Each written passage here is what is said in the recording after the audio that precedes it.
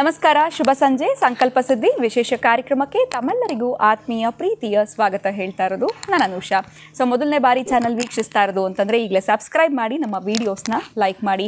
ಪ್ರತಿನಿತ್ಯ ನಿಮಗೆ ಹಲವಾರು ವಿಚಾರಗಳ ಬಗ್ಗೆ ಮಾಹಿತಿ ಮಾರ್ಗದರ್ಶನ ತಿಳಿಸ್ಕೊಡೋದಕ್ಕೆ ಸ್ಪಿರಿಚುವಲ್ ಗುರು ಡಾಕ್ಟರ್ ವಿಷ್ಣುದತ್ತ ಗುರುಜಿಯವರಿದ್ದಾರೆ. ಬನ್ನಿ ಗುರುಜಿಯವ್ರನ್ನ ಕಾರ್ಯಕ್ರಮಕ್ಕೆ ಬರ್ಮಾಡ್ಕೊಳ್ಳೋಣ.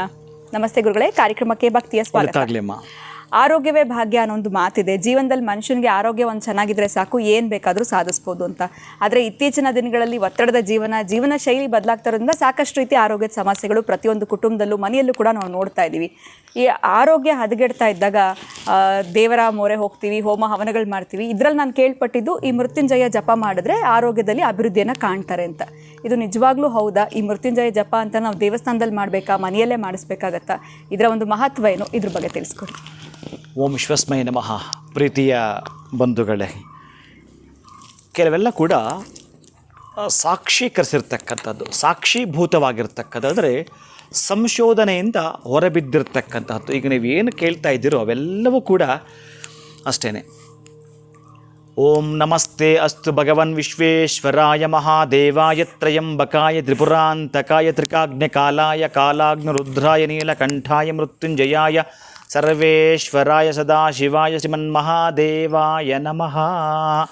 ಓಂ ತ್ರಯಂಬಕೈ ಯಜಾಮಹೇ ಸುಗಂಧಿಂ ಪುಷ್ಟಿವರ್ಧನಂ ಉರ್ವಾರುಕಮಿವ ಬಂಧನಾತ್ ಮೃತ್ಯೋರ್ಮುಕ್ಷೀಯಮಾಮೃತಾತ್ ಅನ್ನೋ ಈ ಮೃತ್ಯುಂಜಯ ಮಂತ್ರ ಇದೆಯಲ್ಲ, ಇದು ನಾಸಾದ ವಿಜ್ಞಾನಿಗಳು ಕೆಲವೊಂದೆಲ್ಲ ಕೂಡ ಕಂಡು ಹಿಡ್ಕೊಂಡಿರ್ತಕ್ಕಂಥದ್ದು.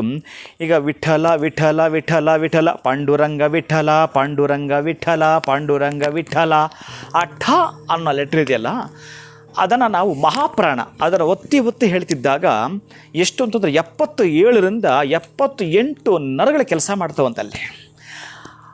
ಈ ಬ್ಲಾಕೇಜಸ್ ಅಂತ ಬರ್ತಾವಲ್ಲ, ಯಾವಾಗ ಬ್ಲಾಕೇಜಸ್ ಅಂತ ಇರುತ್ತೋ ಅದನ್ನು ರಿಮೂವ್ ಮಾಡ್ತಕ್ಕಂಥ ಶಕ್ತಿ ಆ ವಿಠಲ ಅನ್ನೋ 3 ಅಕ್ಷರದಲ್ಲಿದೆಯಂತೆ.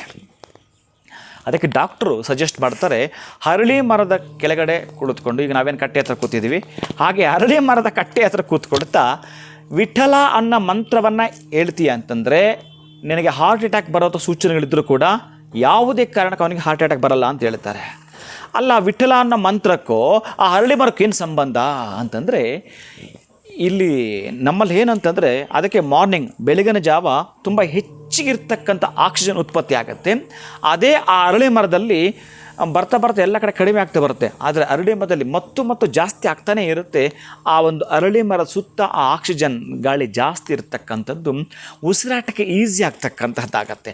ಈಗ ಹಾರ್ಟ್ ಪೇಷಂಟ್ ಅಂತಕ್ಕಂಥದ್ದು ಹೇಗೆ ಅಂತಂದರೆ, ಈ ಎಲ್ಲೋ ಒಂದು ಕಡೆ ಟೈರ್ ಟ್ಯೂಬಲ್ಲಿ ಏರಿಲ್ಲ ಅಂತಂದರೆ ಅವನೆಲ್ಲ ಹೋಗಬೇಕು, ಪಂಚರ್ ಶಾಪಲ್ಲಿ ಅಲ್ವಾ? ಎಲ್ಲ ಕಡೆ ಏರಿದೆ ಅಂದರೆ ಅವನು ಹಿಡಿದಿಟ್ಕೊಂಡಿರ್ತಕ್ಕಂಥದ್ದು ಏನಿದೆಯೋ ಅದು ಕರೆಕ್ಟ್ ಇದೆ, ಅಲ್ಲಿ ತಲುಪಿಸ್ಲಿಕ್ಕೆ ಅದೊಂದು ಎಕ್ವಿಪ್ಮೆಂಟ್ ಬೇಕಲ್ಲ, ಅದರೊಳಗಡೆ ಬೇಕು ಅಂತಂದಾಗ. ಹಾಗೆಯೇ ಇವನಿಗೆ ಎಕ್ವಿಪ್ಮೆಂಟ್ ಯಾವುದು ಅಂತಂದರೆ ಆ ಮರ ಆಗಿರುತ್ತೆ. ಹಾಗೆ ನೀವು ಕೇಳಿದ ಪ್ರಶ್ನೆಗೆ ಏನಂತಂದರೆ, ಈಗ ನಾನು ಹೇಳಿದ್ದ ನಮಸ್ತೆ ಅಸ್ತು ಭಗವನ್ ವಿಶ್ವೇಶ್ವರಾಯ ಪ್ರಾಣದಾತ, ಅವನೇನಂದ್ರೆ ನಮಗೆ ಪೋಷಣೆ ಮಾಡ್ತಕ್ಕಂಥವನು. ದೇಹದಲ್ಲಿ ಪ್ರಾಣ ಇದೆ, ತ್ರಾಣವಿಲ್ಲ, ತ್ರಾಣ ಇದೆ, ಪ್ರಾಣವಿಲ್ಲ. ಎಂಥ ಈ ಸ್ಥಿತಿ ತಲುಪಿದ್ದಾನೆ, ಎಲ್ಲ ಕೋಮಾ ಸ್ಟೇಜ್. ಏನೋ ಗುರುಗಳೇ ಉಸಿರಾಟ ಹಾಡ್ತಾ ಇದ್ದಾರೆ, ಮೂಗಲ್ಲಿ ಏನೋ ಅದು ಪೈಪ್ ಹಾಕಿದ್ದೀವಿ, ಅದೇನೋ ಗಂಜಿ ಹೋಗ್ತಿದ್ದೀವಿ, ಇವೆಲ್ಲ ಮಾತಾಡ್ತಿರ್ತಾರೆ, ನೀವು ನೋಡಿರ್ತೀರಿ. ಕಂಠದಲ್ಲಿ ಪೈಪ್ ಹಾಕಿದ್ದಾರೆ ಅಂತ ಮೊನ್ನೆ ಒಂದು ಕೇಸ್ ಇದೇ ಆಯಿತು.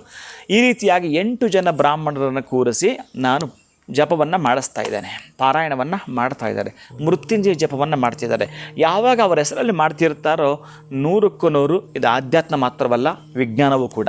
ನೀವೇನಾದರೂ ಕೂಡ ಕರೆಕ್ಟಾಗಿ ಕೇಳಿಸ್ಕೊಳ್ತಾ ಅನಾರೋಗ್ಯ ತಲುಪಿರ್ತಕ್ಕಂಥವರ ಹೆಸರಲ್ಲಿ ಜಪವನ್ನು ಮಾಡಿಸ್ತಕ್ಕಂಥದ್ದು. ಒಂದು ದಿನಕ್ಕೆ ಇಷ್ಟು ಅಂತಿದೆ ಅಂದರೆ ಅವ್ರು ಯಾವ ಸ್ಟೇಜಲ್ಲಿದ್ದಾರೆ ಅನಾರೋಗ್ಯದ ಪ್ರಕಾರ. ಆ ರೀತಿಯಾಗಿ ದೇವಸ್ಥಾನದಲ್ಲಿ ಒಂದು ಎನರ್ಜಿ ಇರುತ್ತೆ, ಆ ಎನರ್ಜಿ ಪಾಸ್ ಆಗ್ತಕ್ಕಂಥದ್ದು ಕೂಡ ಹಾಗೆಯೇ ಹೈ ವೋಲ್ಟೇಜ್ ಫ್ಯಾಕ್ಟ್ರಿಗಳಿಗೆ ಲೋ ವೋಲ್ಟೇಜ್ ಕರೆಂಟ್ ಮನೆಗಳಿಗೆ ಹೇಗೆ ತಲುಪುತ್ತೋ ಹಾಗೆ ಹೈ ವೋಲ್ಟೇಜ್ ನೀವು ಮನೆಯಲ್ಲಿ ಮಾಡ್ತಿದ್ರೆ ಕರೆಕ್ಟ್ ಇದೆ. ಆದರೆ ಅಲ್ಲಿ ಅನಾರೋಗ್ಯದ ಸ್ಥಿತಿಲಿರ್ತಕ್ಕಂಥವರ ಆರೋಗ್ಯ ಕೆಟ್ಟಿದೆ, ಹದಗೆಟ್ಟಿದೆ ಅಂತಂದರೆ, ಅನಾರೋಗ್ಯವಾಗಿದ್ದಾರೆ ಅಂತಂದರೆ ಅವರು ಸಂಪೂರ್ಣ ಆರೋಗ್ಯವಂತರನ್ನಾಗಿ ಮಾಡಬೇಕು ಅಂತಂದರೆ ಡಾಕ್ಟರ್ ಟ್ರೀಟ್ಮೆಂಟ್ ಎಷ್ಟು ಮುಖ್ಯನೋ ಅದರ 2ರಷ್ಟು ಮುಖ್ಯ. ಆ ಸಂದರ್ಭದಲ್ಲಿ ನೀವು ಮೃತ್ಯುಂಜಯ ಜಪವನ್ನು ಮಾಡ್ತಕ್ಕಂತಹದ್ದು, ಅಥವಾ ನೀವು ಧನ್ವಂತರಿ ನಾರಾಯಣನ ಹೋಮವನ್ನು ಮಾಡ್ತಕ್ಕಂಥದ್ದು, ಜಪವನ್ನು ಮಾಡ್ತಕ್ಕಂಥದ್ದು. ಶೀಘ್ರವಾಗಿ ಅವರು ಬರಲಿಕ್ಕೆ ಒಂದು ನಾಣ್ಯದ 2 ಮುಖಗಳಿವು, ಡಾಕ್ಟ್ರು ಮತ್ತು ಈ ಜಪ. ಅನಾರೋಗ್ಯವಂತರಾಗಿ ಯಾರು ಬೆಡ್ ರಿಡನ್ ಆಗಿರ್ತಾರೋ, ತುಂಬ ತುಂಬ ಕೊನೆಗಾಲದಲ್ಲಿ ಇದ್ದಾರೆ ಅಂತಂದರೆ ಅವ್ರಿಗಿನ್ನೂ ಕೂಡ ಆಯುಸ್ಸಿದೆ, ಯಾವುದೋ ಒಂದು ಕಂಟಕ ಇದು ಅನಾರೋಗ್ಯ ಬಂದುಬಿಟ್ಟಿದೆ ಅಂತಂದರೆ ಅವರನ್ನು ಪಾರು ಮಾಡಲಿಕ್ಕೆ ಇರ್ತಕ್ಕಂಥ ಜೀವ ಚೇತನ ಇರ್ತಕ್ಕಂಥ ಮಂತ್ರ ಯಾವುದು ಅಂತಂದರೆ ಮಹಾಮೃತ್ಯುಂಜಯ ಮಂತ್ರ. ಮೃತ್ಯುಂಜಯ ಅದರಲ್ಲಿ ನಿಮಗಿದೆ, ಆ ಮಂತ್ರದಲ್ಲಿ ನಿಮ್ಗೆ ಮೃತ್ಯುಂಜಯ ಅಂದರೆ ಮೃತ್ಯುವನ್ನು ಗೆಲ್ತಕ್ಕಂತಹದ್ದು, ಜಯವನ್ನು ಆ ವ್ಯಕ್ತಿಗೆ ತಂದು ಕೊಡ್ತಕ್ಕಂತಹ ಮಂತ್ರವೇ ಮಹಾಮೃತ್ಯುಂಜಯ ಮಂತ್ರ. ಇದನ್ನು ಹೆಚ್ಚಿಗೆ ನೀವು ಜಪ ಮಾಡಿದಷ್ಟು ಯಾರ ಹೆಸರಲ್ಲಿ ಮಾಡಿಸಿರ್ತೀರೋ ಅವರು ಆರೋಗ್ಯಪೂರ್ಣರಾಗಿ ಮನೆಗೆ ಬರೋದ್ರಲ್ಲಿ ಯಾವುದೇ ಸಂಶಯ ಇರಲ್ಲ. ಖಂಡಿತವಾಗ್ಲೂ ಗುರುಗಳೆಲ್ಲ ಒಂದು ಕಡೆ ಆರೋಗ್ಯದ ಸಮಸ್ಯೆಗಳಿದ್ದವರು ಆರೋಗ್ಯದ ತೊಂದರೆಗಳಿಂದ ಹೊರಗಡೆ ಬರಬೇಕು, ಶೀಘ್ರವಾಗಿ ಗುಣಮುಖರಾಗಬೇಕು ಅಂತಂದರೆ ಮೃತ್ಯುಂಜಯ ಜಪ ಯಾವ ರೀತಿ ಮಾಡಬೇಕು ಅಂತ ಈ ಒಂದು ವಿಡಿಯೋನಲ್ಲಿ ತಿಳಿಸ್ಕೊಟ್ಟಿದ್ದೀರಾ. ಧನ್ಯವಾದಗಳು ತಮಗೆ. ನಮಸ್ಕಾರ. ಹರೇ ಶ್ರೀನಿವಾಸ. ಇನ್ನು ಮೃತ್ಯುಂಜಯ ಜಪದ ಮಹತ್ವ ಏನು, ಆ ಒಂದು ಹೋಮದ ವಿಶೇಷತೆ ಏನು ಅನ್ನೋದ್ರ ಬಗ್ಗೆ ಇವತ್ತಿನ ವಿಡಿಯೋನಲ್ಲಿ ಗುರುಗಳು ತಿಳಿಸ್ಕೊಟ್ಟಿದ್ದಾರೆ. ಇವತ್ತಿನ ವಿಡಿಯೋನ ಮುಗಿಸುವಂತಹ ಸಮಯ ಆಗಿದೆ. ನಮಸ್ಕಾರ.